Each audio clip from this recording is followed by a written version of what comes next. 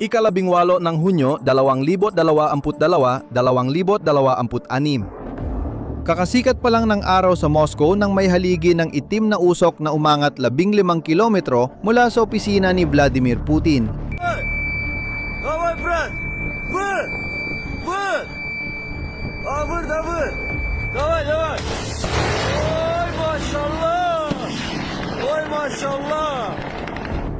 Isang refinery ng langis ang nasusunog, muli pangalawang beses na ngayong linggo. At tingnan mo ang laki ng kabalintunaan. Ang Rusya ang may pinakamakapal na depensa sa himpapawid na naitayo sa kasaysayan. Radar, misil, automatikong kanyon, patong-patong na depensa.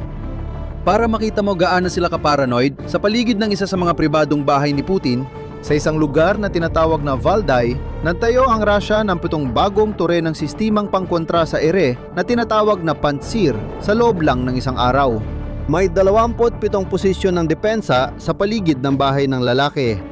Kahit may lahat ng iyon, isang bagay lang na plastik at murang elektronika, mas mura pa sa karaniwang kotse, nalusutan ang depensa ng Moscow at tinamaan ng eksakto ang refinery nang may katumpakang ilang metro lang. At dahil dito, hindi may iwasang itanong, paano? Paano nabubutas na isang simpleng bagay ang pinakamahal na depensa sa mundo? At mura? Ang sagot ay taliwas sa lahat ng akala natin tungkol sa kung paano pinoprotektahan ng isang bansa. At hindi ito ang inaakala natin. Una, dapat nating maintindihan ang isang bagay. Taliwas sa iniisip ng iba, hindi ito tsamba. Hindi ito basta nawawalang drone na nagkataong napadaan. Isa itong sistematikong kampanya na paulit-ulit gabi-gabi, lumago ng sobrang bilis na di inaasahan. Ang mga drone ng Ukraine na yon ay tumatawid ng 1,000, 2,000 at ayon mismo sa command ng Ukraine, umaabot na raw ng 3,500 kilometro ang layo. Ibig sabihin, halos lahat ng mahalagang bahagi ng Russia ay abot na ng Kiev.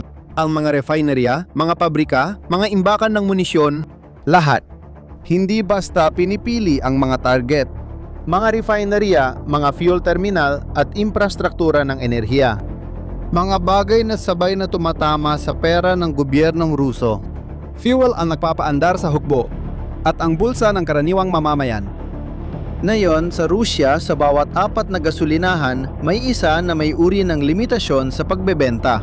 Ang usok sa likod ng Moscow ay hindi lang apoy, ekonomiya ng Rusya ang nasusunog. Mas lalo pang nakakahiya. Sa parehong araw ng pag-ataking yon, si Putin ay tumatanggap ng mga lider mula sa Timog Silangang Asya sa isang pagpupulong sa ibang lungsod, nagpapakuha ng litrato. Hindi man lang niya binanggit ang nasusunog na refinerya sa kabisera, parang walang nangyayari. Pero para maintindihan kung paano natatalo ng mura ang mahal, dapat tayong magsimula sa tanong na bihira lang itanong. Laban saan ba itinayo ang depensang Ruso na ito? Dahil ang depensang panghimpapawid ay hindi mahiwagang pader na kayang pigilan lahat. Kasangkapan ito na ginawa para sa partikular na gawain. At ang trabaho, para saan ginawa ang depensang Ruso, ay isa lang. Pabagsakin ang mga mamahalin, malalaki at kakaunti lang. Isipin ang mga sistemang bumubuo sa depensang ito. Ang S-400, kayang makita at atakihin ang halos 100 target ng sabay-sabay sa dandang kilometro. Ang Panzer at ang Tor, ginawa para sa malapit ang depensa laban sa mga eroplano at misil. Naitayo ang lahat ng ito sa mundong ang kalaban ay fighter jet na nagkakahalaga ng $100 milyong o isang misil na ginagabayan ng satellite. Iilang target, mahalaga at lumilipad na mataas at mabilis. Laban sa kalabang yon, nagtayo ang Rusya ng pinakamakapal na depensa sa mundo. At gumana ito.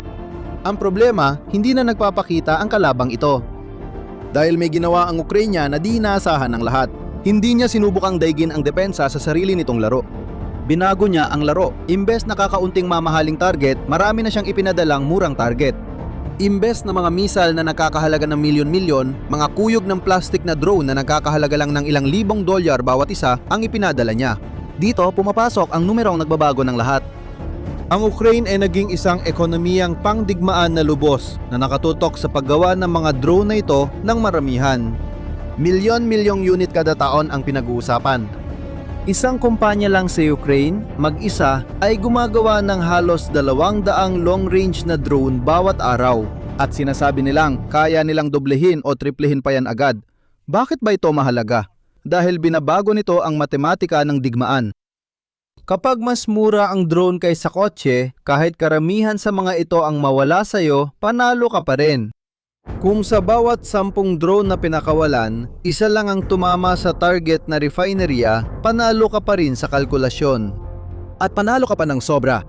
Itinigil na ng Ukraine ang pagsubok tamaan lahat. Ang estratehiya niya ay tiyaking may ilang laging makalusot. Isang depensa na ginawa para pabagsakin ang mga mamahaling bagay paisa-isa. Hindi ito ginawa para sa langit na puno ng murang bagay mula sa iba't ibang direksyon. Pero baka maisip mo, sige, marami sila at mura lang. Walang saysay magpadala ng maraming murang bagay kung nabablock ang satellite signal at agad kang nakikita ng radar mula malayo. Matagal na ring malaki ang naging puhunan ng Rusya sa electronic warfare. Sa pag-block at pagpeke ng navigation signal, para bulagin at iligaw ang kahit anong drone. Paano nahahanap ng mga murang drone na ito ang daan? Paano kaya ang isang bagay na ganito, na walang piloto, makakahanap ng tangke ng gasolina sa layo na 1,500 kilometro? Dito na ba talaga nakakamanga ang kwento? Dahil ang sagot ng Ukraine sa pagharang ng signal ay sobrang simple at brutal. Naisip nila? Kung minablock ng Rusya ang navigation signal, gagawa tayo ng drone na hindi kailangan ng signal na yon. Isipin mo kung gaano kalaki ang pagbabagong yan. Matagal nang ginagamit ang pagputol ng signal para pabagsakin ng drone, binubulag ang satellite at nililigaw ito. Simple lang na inalis ng Ukraine ang kahinang yan. Ang mga pinakabagong long-range na drone ay nagna-navigate gamit ang layered na sistema. Una, isang inertial navigation. Sinusukat ang sariling galaw nang hindi umaasa sa panlabas na signal. Parang panloob na tainga na nagsasabi kung saang direksyon ka lumiliko kahit nakapikit. Pagkatapos, at ito ang matalinong bahagi, isang murang kamera na may night vision na kinukunan ng video ang lupa sa ibaba at ikinukumpara ito sa real-time sa satellite map na nakasave na sa memorya ng drone. Natutukoy niya ang lokasyon niya sa pamamagitan ng pagtingin sa lupa, hindi sa langit. Ilog, kalsada, hugis ng gurol. Kinukumpara ng drone ang nakikita sa mga nakarecord na imahe, kaya alam nito ang lokasyon kahit walang satellite. At sa huling yugto, isang artificial intelligence ang napapagana ng kamera, kinikilala ang hugis ng target at kusang naglalak dito. Ang pangungusap na nagbubuod nito ay halos parang isang suntok. Kayang harangin ng Rusya ang signal, pero walang magagawa laban sa drone na hindi kailangan ng signal. Para magkaroon ka ng ideya sa technological na karera rito, isang kumpanya lang sa Ukraine ang dumaan sa 7 magkakaibang henerasyon ng sistemang nabigasyon na ito sa loob lang ng 3 taon. 7 bersyon. Sa tuwing pinahuhusay ng Rusya ang pagharang ito, mire-redisenyo nila lahat.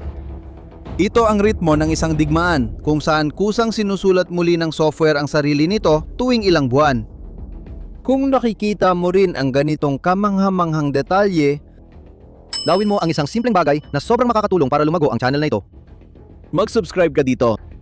Dahil ganito ang kwento ang tinatalakay natin linggo-linggo.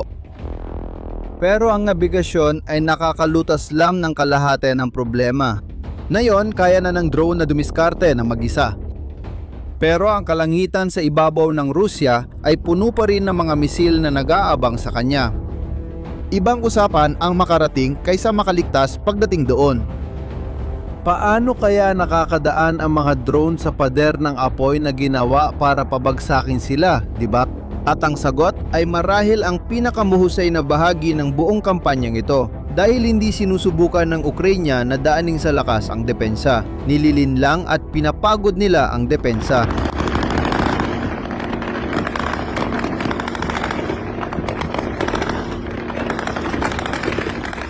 Ganito ang paraan. Kapag lumipad ang isang kawan ng mga drone patungo sa isang lungsod sa Rusya, hindi lahat ay may dalang pampasabog. Sa totoo lang, ilan lang sa kanila ang may dalang warhead. Ang iba ay mga pain lang.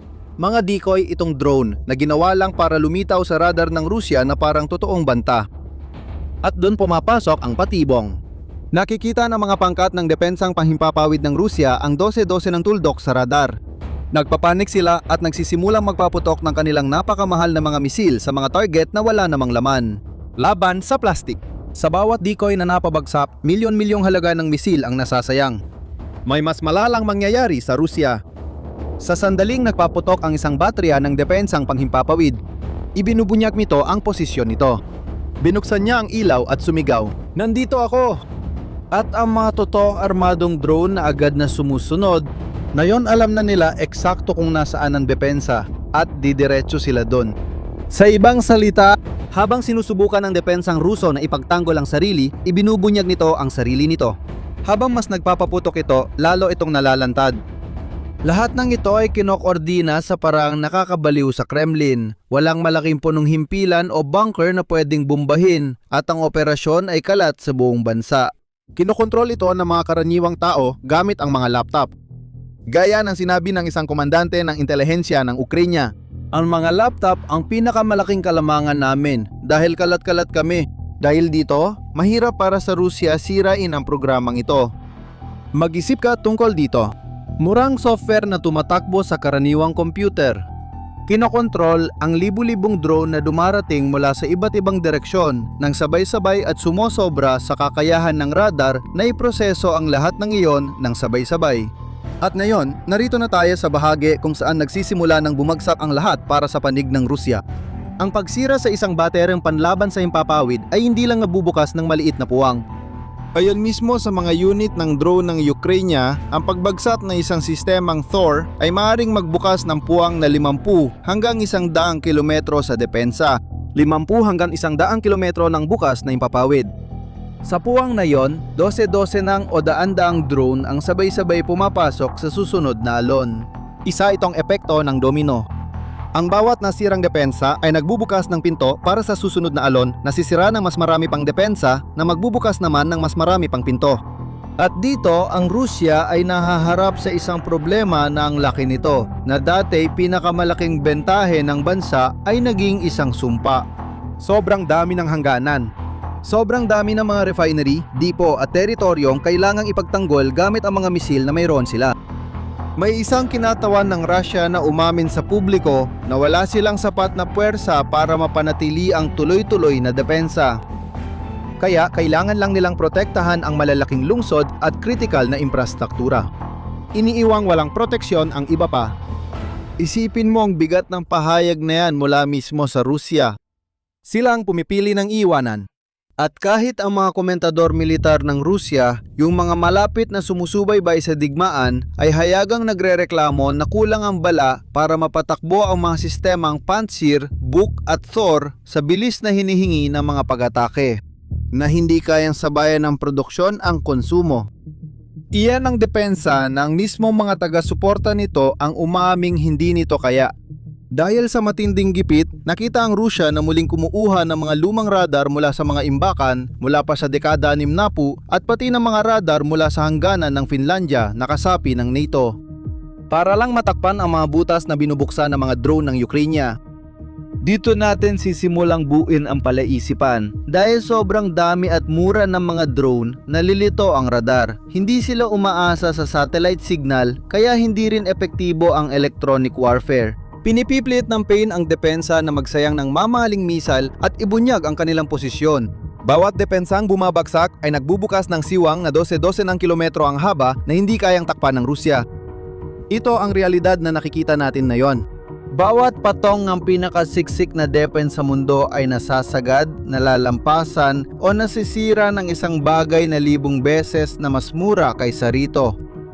At dito natin sa wakas masasagot ang tanong sa simula dahil ngayon malinaw na ang problema ng Rusya ay hindi kailanman kakulangan sa depensa.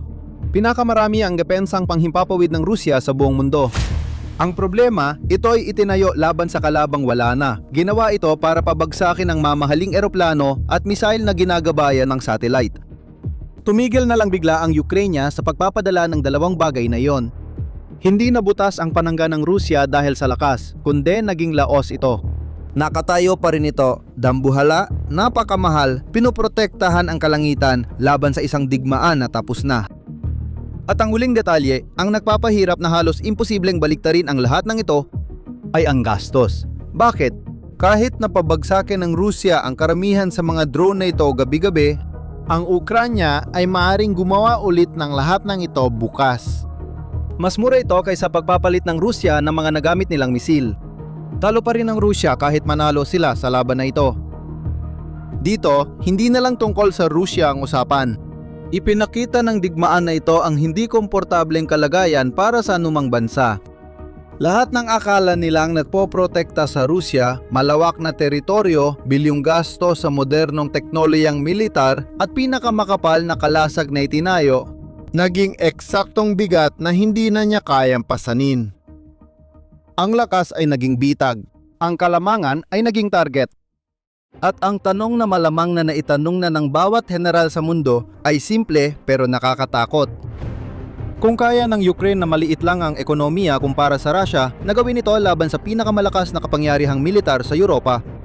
Ano ang pipigil sa kanila na gawin din ito laban kaninuman? Paano mapoprotektahan ng bansa ang sarili nitong mga refinery, mga hydroelectric plant at mga base? Sa mundong ilang libong dolyar na plastik at elektronika ay kayang lumipad ng 2,000 kilometro at tamaan ang take ng gasolina ng may metrong katumpakan? Isipin mo ang kahit anong bansa na itinuturing mong ligtas na yon na may kalat-kalat na infrastruktura, mga planta ng kuryente, mga pantalan at mga base. Wala sa mga ito ang ginawa para pigilan ang banta na kasing halaga ng kotse at dumarating mula sa langit mula 1,000 kilometro ang layo.